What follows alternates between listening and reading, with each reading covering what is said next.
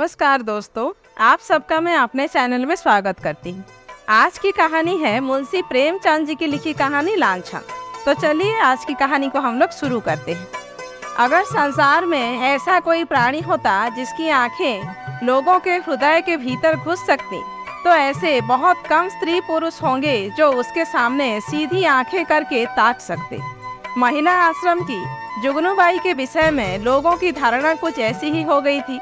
वह बेपढ़ी लिखी गरीब बूढ़ी औरत थी, देखने में बड़ी सरल, बड़ी हंसमुख, लेकिन जैसे किसी चतुर प्रूफ रीडर की निगाह गलतियों पर ही जा पड़ती है, उसी तरह उसकी आंखें भी बुराइयों ही पर पहुंच जाती थी।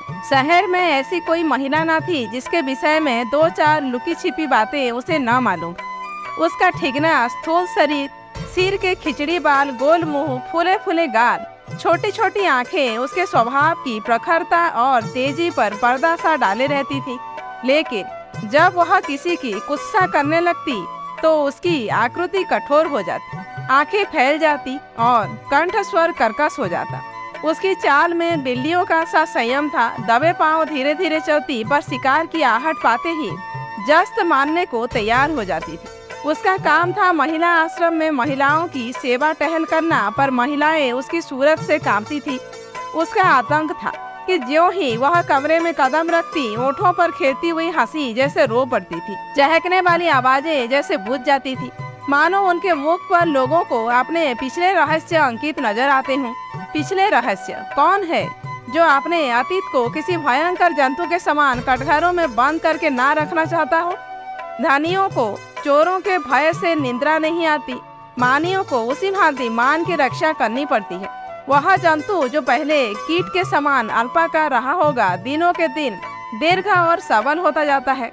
यहाँ तक हम उसकी याद से ही कांप उठते हैं, और अपने ही कारनामों की बात होती तो अधिकांश देवियाँ जुगनू को दुत्कारती। पर यहाँ तो मैके और ससुराल, ननियाल, ददियाल, फुफियाल और मौसियाल चारों ओर की रक्षा करनी थी, और जिस किले में इतने द्वार हो उसकी रक्षा कौन कर सकता है? वहाँ तो हमला करने वाले के सामने मस्तक झुकाने में ही कुशल है। जुगनू के दिल में हजारों मुर्दे गड़े पड़े थे, और वह जरूरत पड़ने पर उन्हें उखाड़ दिया करती थी। जहाँ किसी महिला ने टून ली या शान दिखाई, वहाँ जुगनू की त्योरियां बदली। उसकी एक कड़ी निगाह अच्छे अच्छे को दहला देती थी। मगर यह बात ना थी कि स्त्रियां उससे घृणा करती हों, नहीं, सभी बड़े चाव से उससे मिलती और उसका आदर सत्कार करती। अपने पड़ोसियों की निंदा सनातन से मनुष्य के लिए मनोरंजन का विषय रही है, और जुगनू के पास इसका काफी सामान था। नगर में इंदुमती महिला पाठशाला नाम का एक लड़कियों का हाई स्कूल था। हाल में मिस खुर्शेद उसकी हेड मिस्ट्रेस होकर आई थी। शहर में महिलाओं का दूसरा क्लब ना था। मिस खुर्शेद एक दिन आश्रम में आई। ऐसी ऊंचे दर्जे की शिक्षा पाई हुई आश्रम में कोई देवी न थी। उनकी बड़ी आवभगत हुई। पहले ही दिन मालूम हो गया मिस खुर्शेद के आने से आश्रम में एक नए जीवन का संचार होगा। कुछ इस तरह दिल खोलकर हरेक से मिली, कुछ ऐसी दिलचस्प बातें की कि सभी देवियां मुग्ध हो गई। गाने में चतुर थी, व्याख्यान भी खूब देती थी, और अभिनय कला में तो उन्होंने लंदन में नाम कमा लिया था। ऐसी सर्वगुण संपन्न देवी का आना आश्रम का सौभाग्य था।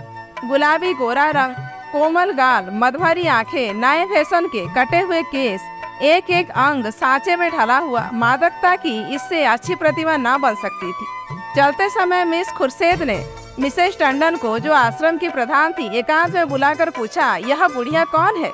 जुगनू कई बार कमरे में आकर मिस खुर्शेद को अन्वेषण की आंखों से देख चुकी थी, मानो कोई सहसवार किसी नई घोड़ी को देख रहा हो। मिसेस टंडन ने मुस्कुराकर कहा, यहाँ ऊपर का काम करने के लिए नौकर है, कोई काम हो तो बुलाऊं? मिस खुर्शेद ने धन्यवाद देकर कहा, जी नहीं, कोई विशेष काम नहीं है, मुझे चालबाज मालूम होती है। यह भी देख रही हूँ कि यह सेविका नहीं स्वामिनी है। मिसेस टंडन तो जुगनू से जली बैठी ही थी। इसके वैधव्य को लांछित करने के लिए वह उन्हें सदा सुहागिन कहा करती थी। मिस खुर्शेद से उसकी जितनी बुराई हो सकी वह की, और उससे सचेत रहने का आदेश दिया।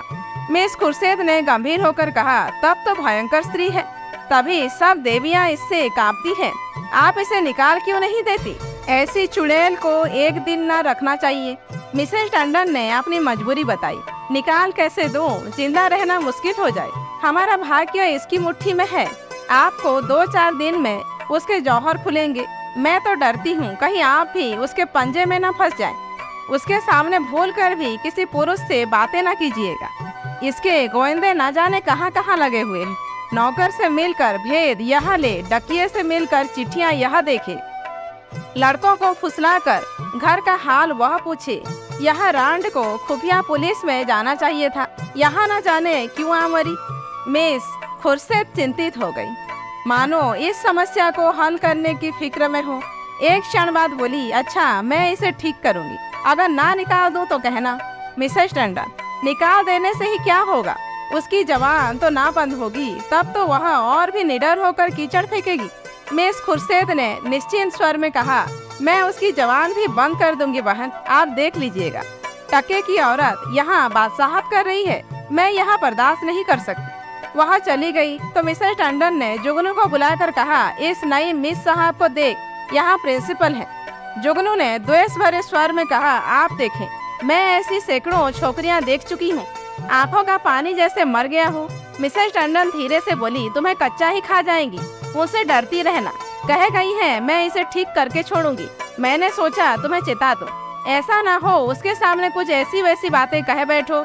जुगनू ने मानो तलवार खींचकर कहा, मुझे चिताने का काम नहीं, उन्हें चिता दीजिएगा। यहाँ का आना ना बंद कर दो तो अपने बाप की नहीं। वह घूमकर दुनिया देख आई है, तो यहाँ घर बैठे दुनिया देख चुकी हूँ। मिसेस टंडन ने पीठ ठोंकी, मैंने समझा दिया भाई, आगे तुम जानो तुम्हारा काम जाने। जुगनू, आप चुपचाप देखती जाइए कैसा तिगनी का नाच रचाती हूँ। इसने अब तक ब्याह क्यों नहीं किया? उम्र तो 30 के लगभग होगी। मिसेस टंडन ने रद्दा जमाया, कहती है मैं शादी करना ही नहीं चाहती। किसी पुरुष के हाथ क्यों अपनी आजादी बेचूं? जुगनू ने आंखें नचाकर कहा, कोई पूछता ही ना होगा, ऐसी बहुत सी कंवारियां देख चुकी हूँ। 70 चूहे खाकर बिल्ली चली हज को, और कई लौंडियां आ गईं और बात का सिलसिला बंद हो गया। दूसरे दिन सवेरे जुगनू मिस खुर्शीद के बंगले पर पहुंची। मिस खुर्शीद हवा खाने गई हुई थी। खानसमा ने पूछा, कहाँ से आती हो? जुगनू, यही रहती हूँ बेटा। मेम साहब कहाँ से आई हैं? तुम तो इनके पुराने नौकर होंगे। खानसमा, नागपुर से आई है, मेरा घर भी वही है, 10 साल से इनके साथ हूँ।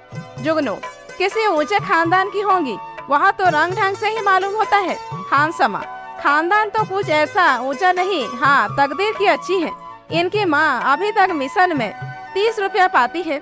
यह पढ़ने में तेज थी, वजीफा मिल गया, विलायत चली गई, बस तकदीर खुल गई। अब तो अपनी माँ को बुलाने वाली है, लेकिन वह बुढ़िया शायद ही आए। यहाँ गिरजे बिरजे नहीं जाती, इससे दोनों में पड़ती नहीं। जुगनू, मिजाज की तेज मालूम होती है। खानसमा, नहीं, यो तो बहुत नेक है, गिरजे नहीं जाती। तुम क्या नौकरी के तलाश में हो? करना चाहो तो कर लो, एक आया रखना चाहती है। जुगनू, नहीं बेटा, मैं अब क्या नौकरी करूंगी। इस बंगले में पहले जो मेम साहब रहती थी, वहाँ मुझ पर बड़ी निगाह रखती थी। मैंने समझा चलूं नई मेम साहब की आशीर्वाद दे आऊं। खानसमा, यह आशीर्वाद लेने वाली मेम साहब नहीं है, ऐसों से बहुत चिढ़ती है।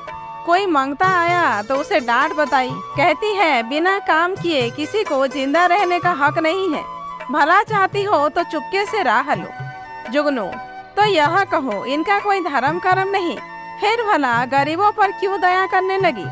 जुगनू को अपनी दीवार खड़ी करने के लिए काफी सामान मिल गया। नीच खानदान की है, माँ से नहीं पड़ती, धर्म से विमुख है।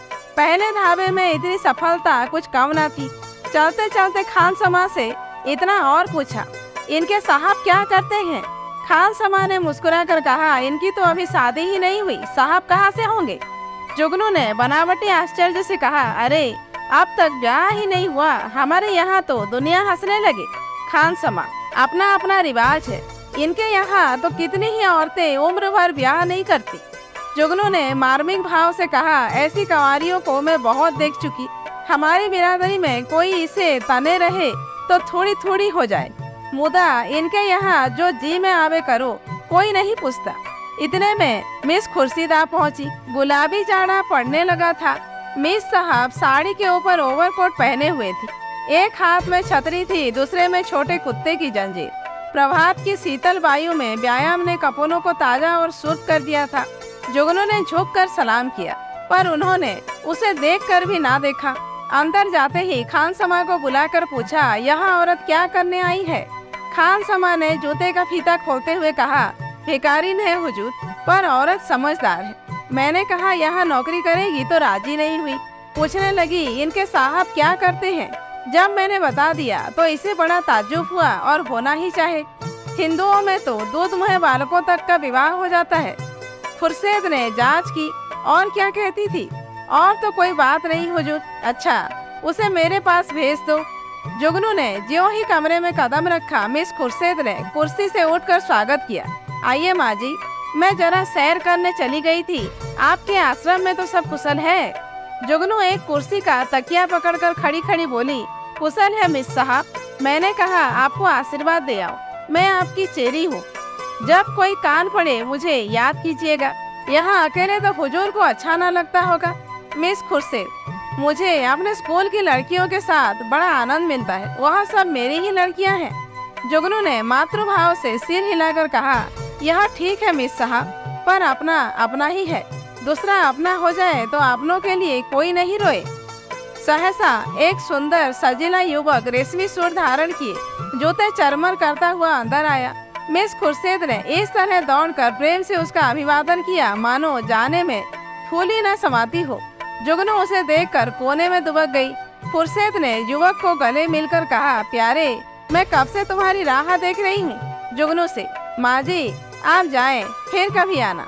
यह हमारे परम मित्र बिलियन किंग है। हम और यह बहुत दिनों तक साथ साथ पड़े हैं। जुगनू चुपके से निकलकर बाहर आई। खान समा खड़ा था। पूछा, यह लौंडा कौन है? खान समा ने सिर हिलाया। मैंने इसे आज ही देखा है, शायद अब कुंवारपन से जी उबा। अच्छा जुगनू, दोनों इस तरह टूटकर गले मिले हैं कि मैं तो लाज के मारे गड़ गई। ऐसा चुमा चाटी तो जोरू खसम में नहीं होती। दोनों लिपट गए। लौंडा तो मुझे देखकर कुछ झिझकता था, पर तुम्हारे मिस साहब तो जैसे मतवाली हो गई। खान समा ने मानो अमंगल के आभास से कहा, मुझे तो कुछ बेहद मुआवला नजर आता है। जुगनू तो यहाँ से सीधे मिसेस टंडन के घर पहुँची। इधर मिस खुर्शीद और युवक में बातें होने लगी। मिस खुर्शीद ने कहा मारकर कहा, तुमने अपना पार्ट खूब खेला लीला। बुढ़िया सचमुच चौंधिया गई। लीला, मैं तो डर रही थी कि कहीं बुढ़िया भाप न जाए। मिस खुर्शीद, मुझे विश्वास था वह आज जरूर आएगी। मैंने दूर ही से उसे बरामदे में देखा और तुम्हें सूचना दी। आज आश्रम में बड़े मजे रहेंगे। जी चाहता है महिलाओं की कन्फुसियाँ सुनती। देख लेना, सभी उसकी बातों पर विश्वास करेंगी। लीला, तुम भी तो जानबूझकर दलदल में पाँव रख रही हो।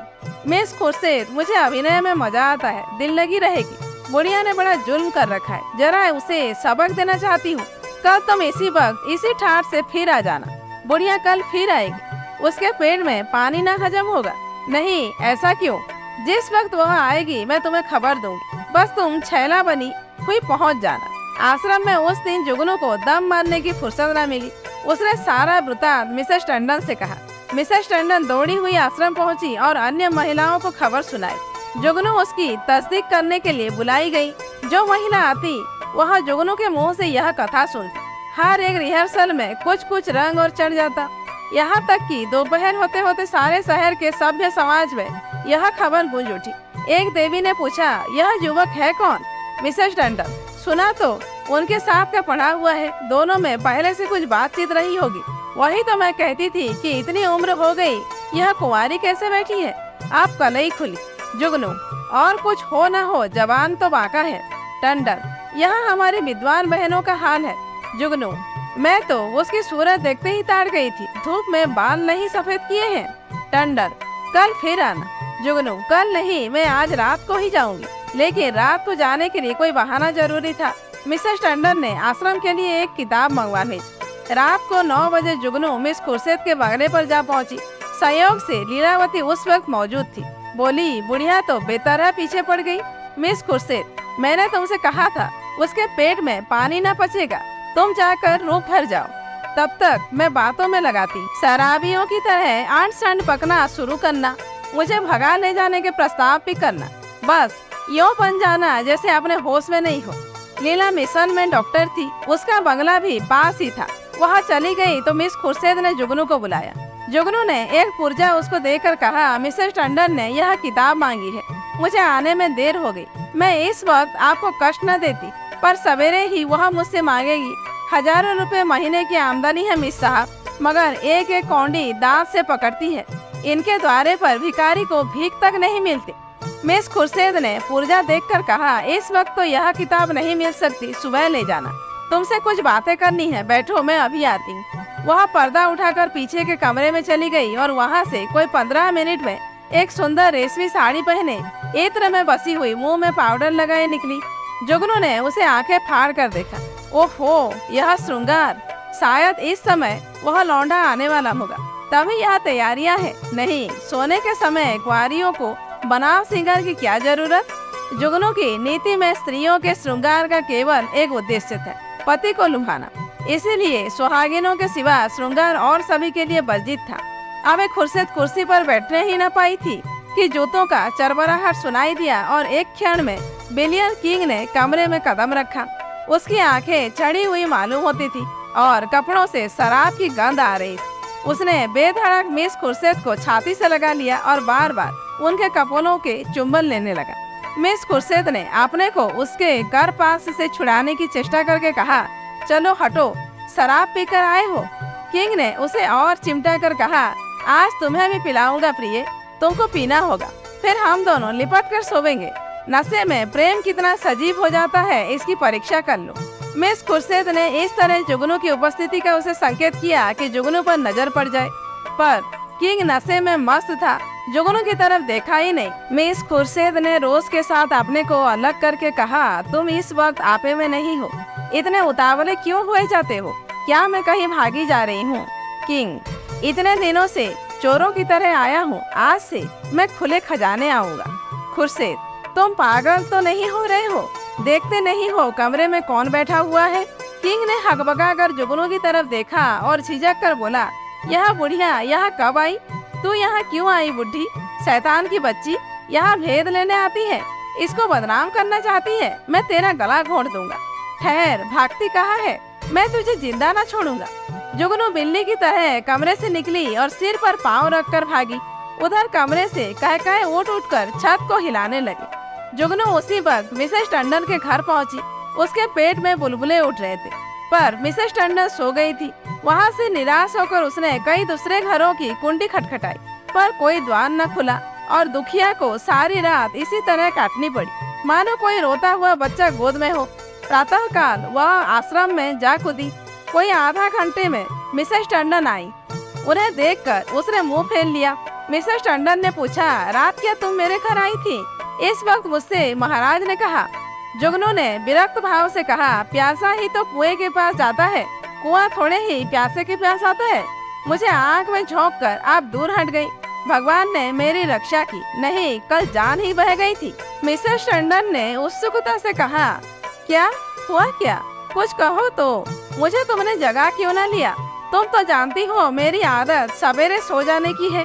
महाराज ने घर में घुसते ही न दिया, जगह कैसे लेती?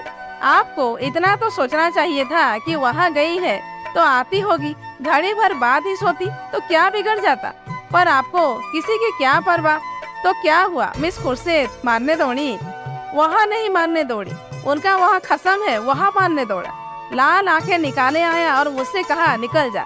जब तक मैं ना निकलूं तब तक हंटर खींचकर दौड़ ही तो पड़ा।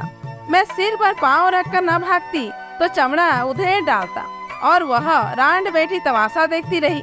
दोनों में पहले से सदी बदी है। ऐसी उल्टाओं का मुंह देखना पाप है। बेस्वा भी इतनी निर्लज न होगी। जरा देर में और देवियां आ पहुंची। यह वृतांत सुनने के लिए सभी उत्सुक हो रही थी। जुगनू की कैची अविश्रांत रूप से चलती रही। महिलाओं को इस वृतांत में इतना आनंद आ रहा था कि कुछ न पूछो।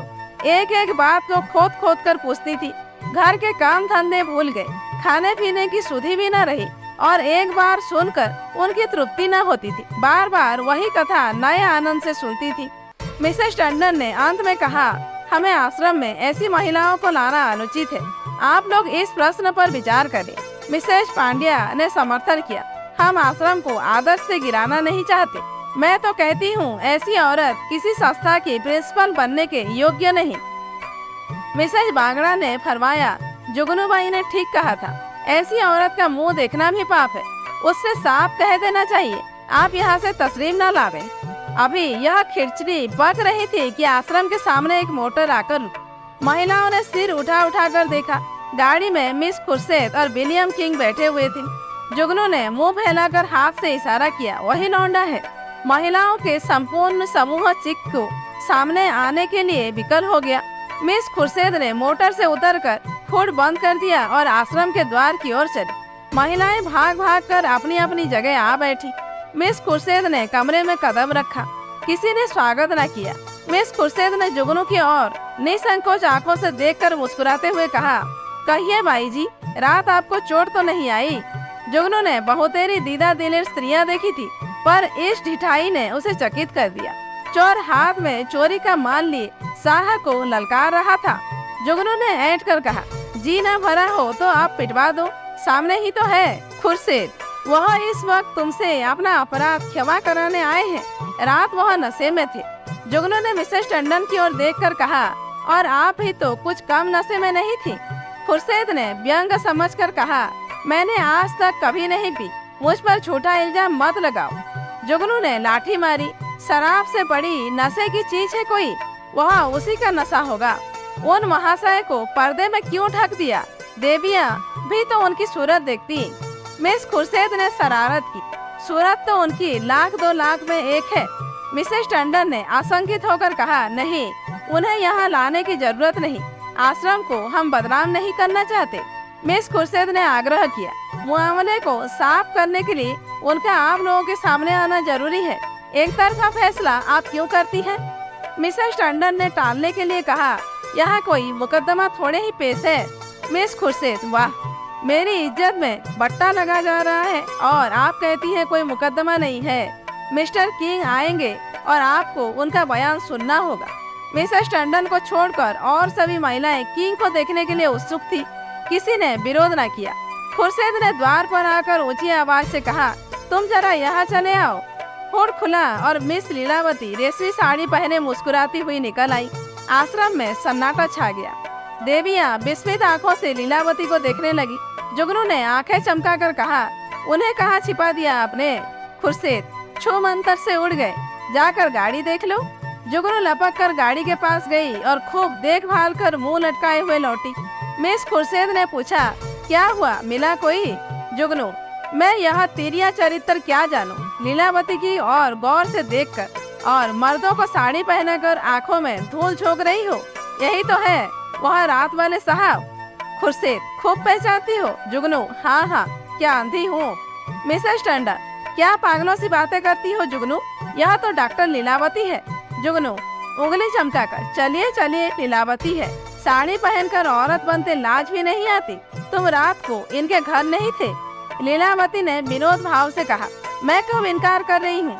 इस वक्त लीलावती हूँ, रात को विलियम किंग बन जाती हूँ। इसमें बात ही क्या है? देवियों को अब यथार्थ की लालिमा दिखाई दी।